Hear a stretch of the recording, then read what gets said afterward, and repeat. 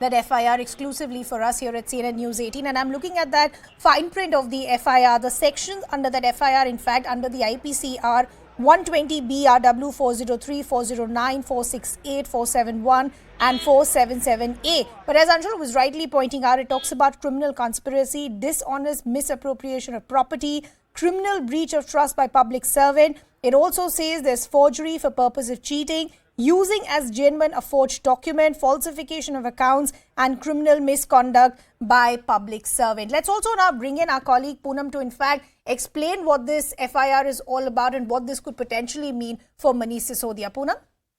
Right, Ridhima. This is the FIR that has now been registered a few weeks after the CBI got the sanction to prosecute Manish Sisodia in this particular case, the former Deputy Chief Minister. And there are 7 people, there are 6 people in fact, and unknown persons that have been named in this particular FIR. The CBI has also attached its preliminary inquiry findings as to why exactly they are registering this particular FIR against Manish Sisodia. It speaks of how the feedback unit was formed in a haste. There were several appointments that were made without the approval of the Lieutenant Governor of Delhi. It also then goes on to speak of payments that were made, all of which was done by the then Deputy Chief Minister's nod, which was Manish Sisodia.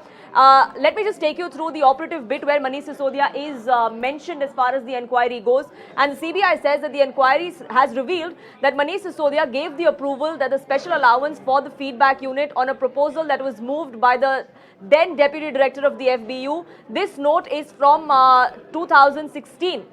We're also given to understand that Manish Sisodia is what the CBI alleges is that Manish Sisodia also approved an additional remuneration of at least 25,000 rupees that may be given to the FBU. This particular remuneration and the approval for it is also something that the LG should have known and should have given his approval for, but that wasn't taken by the Delhi government is also the allegation the CBI is making. They then go on to say that this approval was accorded by Manish Sisodia despite the objection of the Special Secretary and the Principal Secretary of Finance that such an increase could only be made in compelling and exceptional reasons. So it goes on to talk of how there were at least 2 bureaucrats that were against this particular remuneration that was given to this feedback unit and to the officers that were allotted to that. And yet, despite those concerns that were raised, Manish Sisodia went ahead and gave his approval.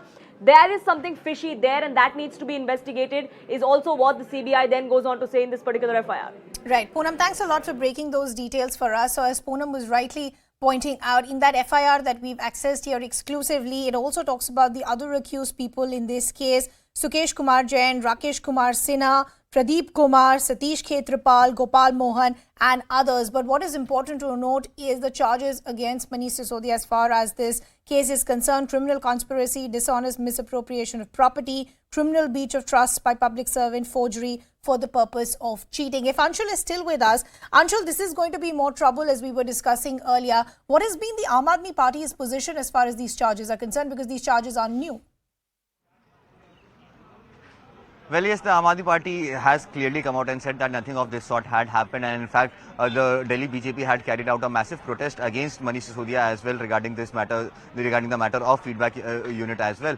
Yes, the Aam Aadmi Party has said that these allegations are absolutely baseless, and this entire feedback unit that was made for a period of just 6 months, after which this feedback unit was actually scrapped by the government themselves, and they say that the LG is trying to actually take pot shots at them, is actually trying to harass the Aam Aadmi Party government, and that is the reason why the old files and the old cases are being opened against the members and against the ministers of the Aam Aadmi Party. So yes, the Aam Aadmi Party has blatantly come out and denied all the allegations that have been made. But now, since the CBI has listed an FIR, because remember, this entire allegation came to the fore when the CBI conducted a preliminary inquiry into this matter, post which they asked for permission from the Lieutenant Governor office and the Home Ministry to register an FIR in this matter so that a detailed investigation could take place. Once this permission was given to the Central Bureau of Investigation today, the CBI has gone ahead and registered this FIR in which Manish Sisodia has again been named as the accused, because the entire feedback unit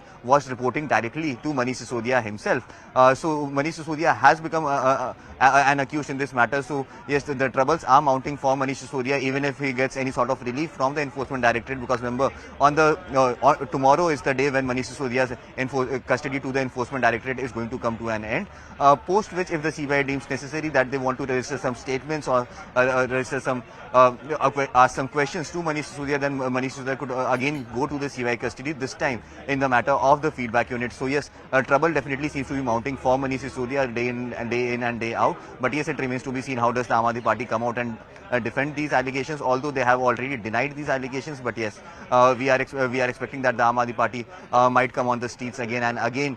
We might hear the same thing that the Aam Aadmi Party has been repeating over the past 1 year, that all their ministers are being harassed by the central government and by the Lieutenant Governor. But yes, no defense pertaining to the case has still come out from the Aam Aadmi Party, be it the liquor scam case or be it the feedback unit case. So yes, it remains to be seen how does the Aam Aadmi Party finally come out and respond to these very serious allegations that have been put forth by the Central Bureau of Investigation against Manish Sisodia. So as Anshul is rightly pointing out, the history of this case actually is very interesting, because this is what the agencies have been saying, that this was in fact, this particular unit, the feedback unit, was just set up for snooping, which had no particular interest to the Aam Aadmi Party, but just to keep an eye on other political events. So we'll really have to see what the reaction of the Aam Aadmi Party is. Anshul, keep a close eye on all those developments for us. This is a